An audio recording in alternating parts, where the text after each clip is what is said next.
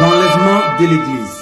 Jésus-Christ dit, l'enlèvement de l'Église se déroulera simultanément la nuit, en plein jour, très tôt le matin, en une seule phase.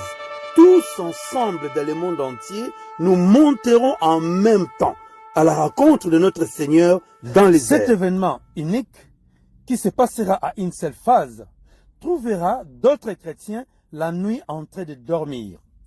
Trouvera d'autres chrétiens sous un soleil de plomb en train de travailler. Et d'autres encore seront trouvés le matin à l'heure de la fabrication de pain pour le petit déjeuner.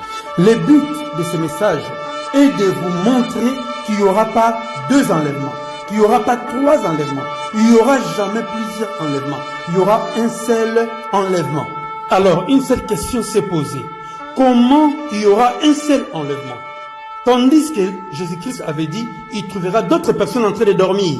Il va prendre une, l'autre sera laissée. Les autres vont être pris le matin en train de préparer le petit déjeuner et les autres pendant la journée sous un soleil de plomb en train de travailler. Pour comprendre le mystère de l'ère révélé par Jésus-Christ, regardez cette vidéo jusqu'à la fin. Et soyez attentifs, s'il vous plaît. Matthieu 24, 36. Pour ce qui est du jour et de l'heure, personne ne le sait, ni les anges des cieux, ni les fils, mais le Père seul. En disant cela, premièrement, Jésus-Christ nous mettait en garde contre toute personne animée par des esprits, des faux anges qu'on appelle démons, qui viendraient nous dire une date d'une année quelconque. Grâce à cet avertissement, aujourd'hui, plusieurs se sont fait dénoncer comme étant de faux prophètes. Sur ces propos, nous allons vous citer quelques-uns. La liste est longue, mais nous avons retenu 5 preuves à l'appui. En première position, William Marion Branham. En juin 1933, William Marion Branham prophétisa que le retour de Jésus pour l'enlèvement sera en 1977. Sans commentaire ni parti pris. Arrivé en 1977, la prophétie ne s'est jamais réalisée. Quelle déception! En deuxième position, Charles Taze Russell, le fondateur des Témoins de Jéhovah. Il prophétisa 4 fois, pour 1878, 1881, 1914 et 1915. Des prophéties non réalisées. Quelle confusion! En troisième position, l'Église des Adventistes du 7e jour, par son prédicateur William Miller, prophétisa que le retour de Jésus serait en 1844. Sa prophétie ne s'est jamais réalisée jusqu'aujourd'hui. Et même surnomma cette journée le jour de la grande déception. En quatrième position, les Mayas qui ont prophétisé que la fin du monde serait en 2012. Jusqu'aujourd'hui, cela ne s'est jamais réalisé. Quelle honte! En dernière position, le célèbre Nostradamus qui prophétisa qu'en 1999 serait la fin du monde. Nous vous rappelons que nous sommes en 2024 aujourd'hui. C'est vrai, il n'y a de salut en aucun autre, car il n'y a sous le ciel aucun autre nom qui ait été donné parmi les hommes par lesquels nous devons être sauvés. Ce n'est que le nom de Jésus-Christ. Deuxièmement, le Seigneur Jésus-Christ en disant, personne ne le sait, ni les anges, ni les fils, mais le Père seul. Le Seigneur Jésus-Christ nous témoignait son humilité en acceptant sa position du Fils, bien qu'il était Dieu, comme son Père Dieu. Dès sa naissance, il a été appelé Fils. Suivons l'extrait. Ne crains pas, Marie, car tu as trouvé grâce devant Dieu. Et voici, tu deviendras enceinte et tu enfanteras un fils. Et tu lui donneras le nom de Jésus. Il sera grand et sera appelé Fils du Très-Haut. Oui, exactement. lui-même le témoignait ouvertement qu'il était le Fils et qu'il était envoyé sur la terre par son Père. C'était sa façon de nous faire comprendre qu'il n'agissait pas de son propre chef, mais il était soumis à celui qu'il avait envoyé, à l'occurrence, le Père. Car, bien qu'il soit de même nature divine que son Père, c'est-à-dire Dieu, le Seigneur Jésus-Christ est le Fils. Il était donc en train de nous dire que, lorsqu'il reviendra à la seconde venue pour chercher son épouse, ça sera encore le Père qui lui donnera le go de son retour pour venir chercher son épouse. Car le Père qui est l'auteur du plan du salut de l'humanité reste le principal instigateur qui amène ce plan à son accomplissement final. Et le Seigneur Jésus-Christ n'a jamais été d'accord que les humains ignorent l'existence de son Père. Voici ce qu'il a déclaré à Marie lors de sa résurrection. Marie, Rabouni, ne me touche pas, car je ne suis pas encore monté vers mon Père. Mais va trouver mes frères, et dis-leur que je monte vers mon Père et votre Père, vers mon Dieu et votre Dieu. Car le Seigneur Jésus-Christ n'est pas le Père de lui-même et n'est pas le Dieu de lui-même. Son Dieu est notre Dieu, son Père est notre Père. Souvenez-vous-en, de nos jours, nul n'ignore que c'est le Père lui-même en premier qui avait déclaré que son Fils Jésus-Christ est Dieu comme lui. Et il l'a aussi appelé Seigneur en demandant aux anges d'adorer son Fils comme étant Dieu, comme ils adorent lui-même le Père. C'est écrit dans toutes les versions de vos Bibles. Hébreux chapitre 1, versets 5 à 10. Il est temps de revenir à l'évangile du Christ tel que lui-même l'a enseigné, ainsi que ses apôtres dont les noms se trouvent dans la Bible. Parlons maintenant de son avènement. Alors, pour ce qui concerne l'heure et les jours, le Seigneur Jésus-Christ nous avait déjà révélé ces mystères dans la Bible. Je vous invite à regarder cette vidéo jusqu'à la fin pour les découvrir. Jésus-Christ connaissait bien le moment qu'il doit revenir. Il en savait même plus sur la période qu'il doit revenir. Lui qui est la parole de Dieu faite chair, l'image visible du Dieu invisible, la plainte de la personne de Dieu en personne, les reflets de la gloire de Dieu qui est son Père. Jésus-Christ sur la terre savait avec précision exacte l'époque concernant son retour pour l'enlèvement de l'épouse.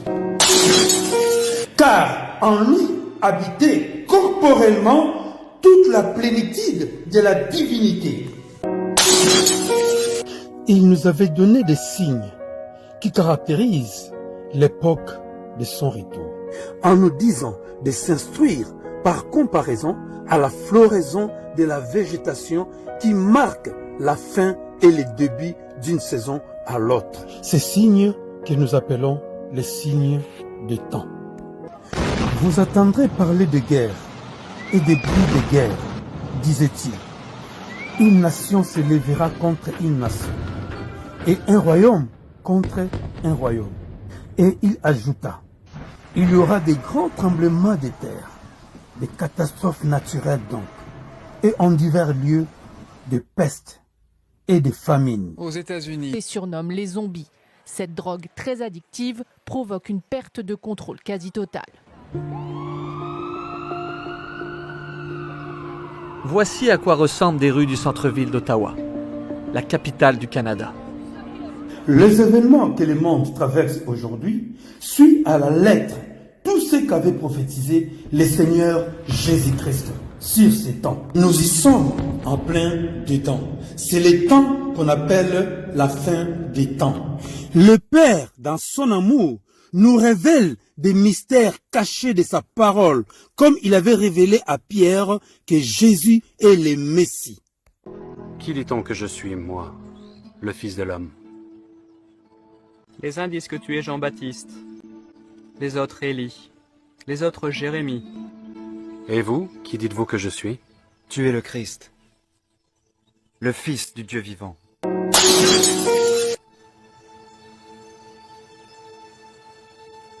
Tu es béni, Simon, fils de Jonas.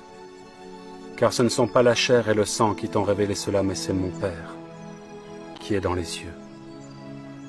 Et moi je te dis que tu es Pierre, et que sur cette pierre je bâtirai mon église. Le Seigneur Jésus-Christ a dit qu'il bâtit son église sur la révélation que le Père a donnée à Pierre. Cette révélation dit ceci, que Jésus est le Messie, le Fils du Dieu vivant. Et non, Jésus était lui-même le Père, et lui-même le Fils, et lui-même le Saint-Esprit. La pierre dont parle le Seigneur Jésus-Christ ici, sur laquelle il bâtit son église, c'est la pierre par excellence, qui est la pierre angulaire, qui est lui-même le Seigneur Jésus-Christ, révélé par le Père lui-même à travers la bouche de l'apôtre Pierre, comme étant Machia, qui est le Fils du Dieu Tout-Puissant. Et non, lui-même était le Père, lui-même est le Fils, et lui-même est le Saint-Esprit. C'est une hérésie d'ignorer l'existence du Père sous prétexte des révélations. Si l'existence du Père, du Fils et du Saint-Esprit, comme l'a témoigné le Seigneur Jésus-Christ lui-même et ses apôtres, vous appelez ça Trinité, le Seigneur Jésus-Christ dit non, car lui et le Père sont un, et le Saint-Esprit est en même temps l'Esprit du Père et celui du Fils. Ici, je voudrais attirer l'attention de tout le monde. Ésaïe chapitre 9, verset 6, il est écrit, car un enfant nous est né, le Seigneur Jésus-Christ, il est engendré par le Père. C'est un enfant, fils unique, qui est né du Père, vis-à-vis du Père céleste. De son Père, le Seigneur Jésus-Christ est enfant. Un fils nous est donné. Le Seigneur Jésus-Christ est le fils unique de son Père. Vis-à-vis du Père, il est son fils. Et la domination reposera sur son épaule. Il régnera éternellement, en fait. La Bible dit, on l'appellera admirable, conseiller, Dieu puissant, Père éternel. Père éternel. Le Seigneur Jésus-Christ est aussi Père vis-à-vis de nous. Parce que c'est lui qui nous a engendrés ou qui nous a donné naissance dans la famille de Dieu. Si aujourd'hui nous sommes enfants de Dieu, c'est parce que le Seigneur Jésus-Christ nous a donné le pouvoir de devenir enfants de Dieu. Donc vis-à-vis de nous, les enfants de Dieu, le Seigneur Jésus-Christ est notre Père. C'est pour ça qu'il est appelé ici Père éternel. Comme tout enfant, tout fils a aussi son Père, le Seigneur Jésus-Christ reste enfant engendré par le Père, reste son Fils unique. Il a aussi son Père, qui est aussi notre Père. Ce n'est pas notre grand-père. Le Seigneur Jésus-Christ a dit à Marie, je m'en vais vers mon Père et votre Père. Le Père du Seigneur Jésus-Christ est aussi notre Père. Il est son Dieu, il est aussi notre Dieu. Le Seigneur Jésus-Christ est aussi Père éternel. Pourquoi? Parce qu'il nous a mis au monde dans le Seigneur. C'est par lui que nous sommes devenus les enfants de Dieu, bien les enfants du Père. C'est pour ça qu'il est appelé ici Père éternel. Mais il a aussi son Père qui est le Père céleste. Il reste le Fils engendré par le Père, le Fils unique. C'est comme ça. Jean 1, 12, 13, il est écrit ceci. Mais à tous ceux qui l'ont reçu, à ceux qui ont reçu le Seigneur Jésus-Christ, À ceux qui croient en son nom, elle a donné le pouvoir de devenir enfants de Dieu. Elle, pourquoi ils ont utilisé elle ici? Parce que la Bible ici représente le Seigneur Jésus-Christ comme étant la véritable lumière du monde. C'est comme ça la Bible ici utilise elle. Elle a donné, le Seigneur Jésus-Christ, c'est lui qui nous a donné le pouvoir de devenir enfants de Dieu. Ça veut dire qu'il nous a mis au monde, dans la famille de Dieu, dans la famille de son Père. Lesquels sont nés, nous sommes nés, dans le verset 13, non du sang ou des croisements de hommes et femmes, ni de la volonté de la chair, parce qu'on veut coucher avec une femme, avoir des enfants, non. Ni de la volonté de l'homme. Non, ce n'est pas par la volonté de l'homme, mais de Dieu. C'est par la volonté de Dieu. Donc ça veut dire que c'est la volonté du Père que Christ nous a mis au monde dans le Père. C'est comme ça le Père du Seigneur Jésus-Christ est aussi notre Père à nous. Et le Seigneur Jésus-Christ vis-à-vis de nous, il est notre Père éternel. Et vis-à-vis de son Père, il est le Fils engendré ou le Fils unique.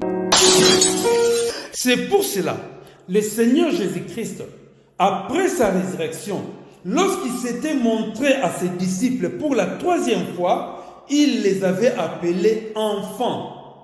Pourquoi? Parce qu'il est Père éternel pour nous. Jean chapitre 21, verset 1 jusqu'à 14. Il est écrit ceci au verset 1er.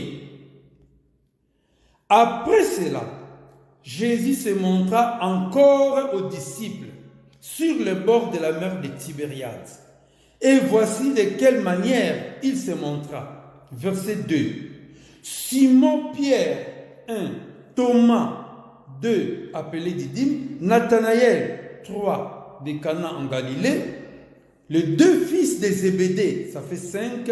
Et les 2 autres disciples de Jésus étaient ensemble. Donc c'était 7 disciples. Alors la Bible au verset 3 dit ceci. Simon Pierre leur dit, je vais pêcher. Ils lui dirent, nous allons aussi avec toi. Ils sortirent et montèrent dans une barque cette nuit-là. Ils ne prirent rien. Verset 4. Le matin étant venu, Jésus se trouva sur le rivage, mais les disciples ne savaient pas que c'était Jésus. Verset 5, écoutez bien, la Bible dit ceci. Jésus leur dit, enfants, Jésus-Christ, pour la première fois, après sa résurrection, il avait appelé ses disciples enfants. Pourquoi? Parce qu'il est Père éternel pour nous. Jésus leur dit, enfants, n'avez-vous rien à manger? Ils lui répondirent, non. Je vais sauter pour aller lire directement le verset 14. Il est écrit ceci. C'était déjà la 3e fois que Jésus s'est montré à ses disciples depuis qu'il était ressuscité des morts. Pour la 3e fois, il avait appelé ses disciples enfants. Il n'y a qu'un père qui peut appeler enfant. Parlons maintenant de ces mystères qui concernent l'heure et les jours de l'enlèvement. La suite après ces flash info. Aimez la vidéo et abonnez-vous, puis partagez s'il vous plaît, pour ne pas rater la prochaine vidéo. Savez-vous que Donald Trump est le Messie que Israël attendait? Savez-vous que Israël a imprimé une monnaie à l'effigie de Donald Trump comme leur Messie? Savez-vous qu'il est le seul président du monde qui a déjà vu le plan de la construction du 3e temple et son emplacement? Savez-vous que c'est Donald Trump qui va construire le 3e temple de Salomon? Alors, si c'est lui qui va construire le 3e temple de Salomon, si c'est lui qui est le Messie que Israël attendait, posons-nous la question, n'est-il pas l'Antéchrist? À découvrir à la prochaine vidéo après celle-ci. Après la vidéo de Donald Trump, le Messie d'Israël, vous allez découvrir l'enlèvement de l'Église, les mystères de l'ère révélée, à sa version courte. Deuxième partie et fin. Après la deuxième vidéo de l'enlèvement, vous allez suivre l'apparition de l'Antichrist, miracle mensonger. La Bible dit, il apparaîtra avec des prodiges et des miracles mensongers. Alors, pour ne pas rater toutes ces vidéos, abonnez-vous, aimez la vidéo et partagez s'il vous plaît. Merci. Parlons maintenant de ces mystères qui concernent l'heure et les jours de l'enlèvement. Luc, chapitre 17, versets 34 à 36. Les secrets de l'ère se trouvent dans ces versets. Maintenant, soyez attentifs. Verset 34. Je vous l'ai dit, en cette nuit-là, de deux personnes qui seront dans un même lit, l'une sera prise et l'autre laissée. En cette nuit-là, la nuit de l'enlèvement. Verset 35.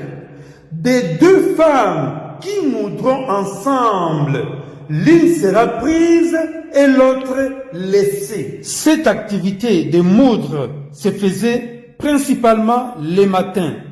Depuis le désert, les enfants d'Israël sortaient très tôt le matin pour ramasser de la manne qui était des graines.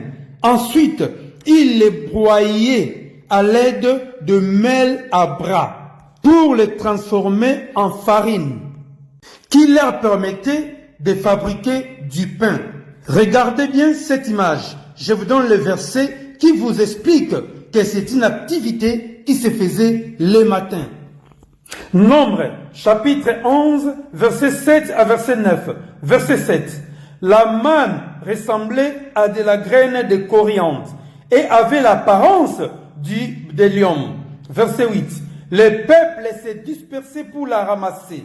Il l'a broyée avec de meule.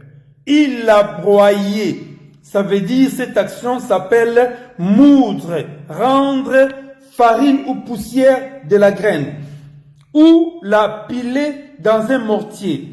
Il la cuisait au pot et en faisait des gâteaux. Elle avait le goût d'un gâteau à l'huile. Écoutons bien le verset 9.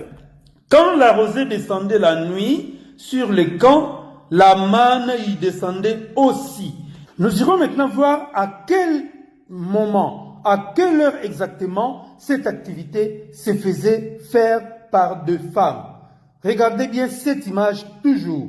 Nous allons prendre les livres d'Exode, chapitre 16, au verset 11 jusqu'à 12.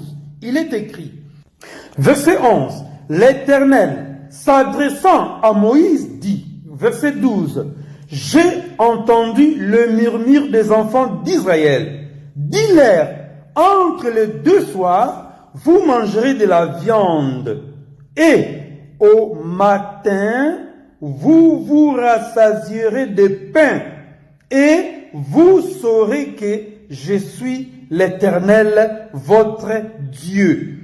C'est ce que la Bible appelle ce pain-là, c'était de la manne. La manne était des graines que les femmes devaient moudre à l'aide d'un appareil fabriqué localement avec deux pierres nommées meule à bras. C'est une activité qui se faisait le matin.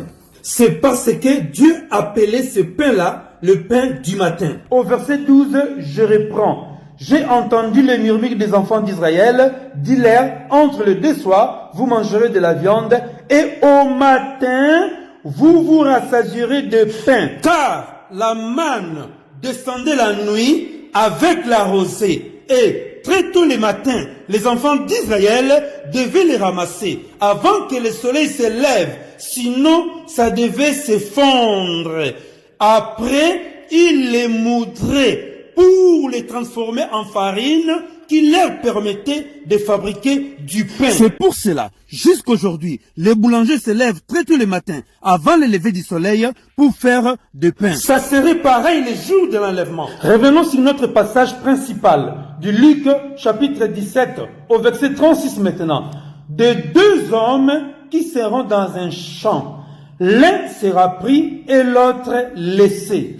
Ici, nous voyons directement que les chants se fait la journée, en plein jour.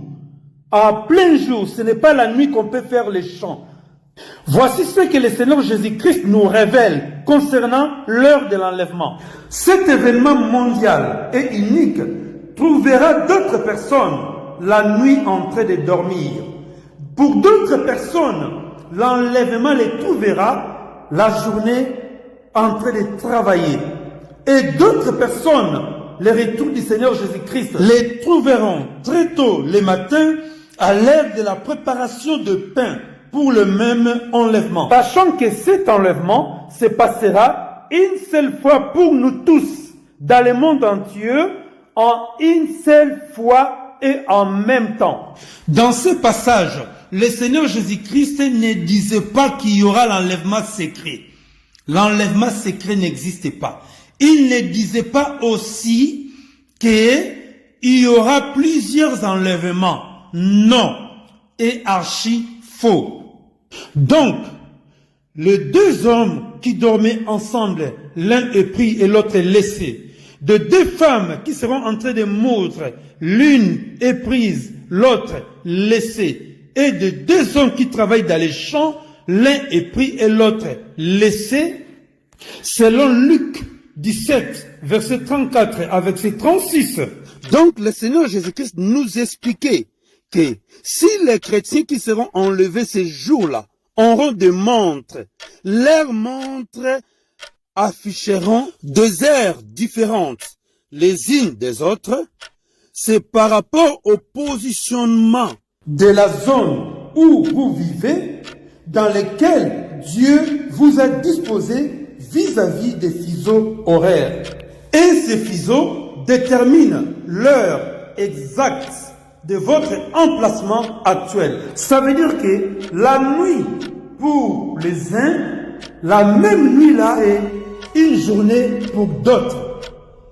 Et cette journée pour d'autres, s'il est 14 heures pour les uns, pour les autres, c'est 23 heures ou 6 heures du matin. Voici la profondeur de la compréhension du jour et de l'heure de l'enlèvement. Pour les uns, le même enlèvement, leurs montres afficheront, par exemple, 23 heures, l'heure de l'enlèvement. Pour d'autres, leurs montres afficheront, le même enlèvement a eu lieu à 6 heures du matin. Pour un autre groupe encore, leurs montres afficheront que l'enlèvement a eu lieu à 17 heures, par exemple. Pour le calendrier, pareil. Pour les uns, les calendriers afficheront que le jour de l'enlèvement est, par exemple, le lundi. Alors, pour les autres, leur calendrier sera décalé en avance de quelques heures. Donc, ça va afficher qu'ils étaient déjà le mardi. Or, cet enlèvement a eu lieu en même temps et au même moment pour tous. En un mot, l'heure de l'enlèvement dépendra de ta position à toi par rapport aux fuseaux horaires dans lesquels vous vous dépendez. Parce que Dieu a soumis le monde à ce que nous appelons les décalages horaires. Les décalages horaires, parlons-en. En voici l'explication pratique.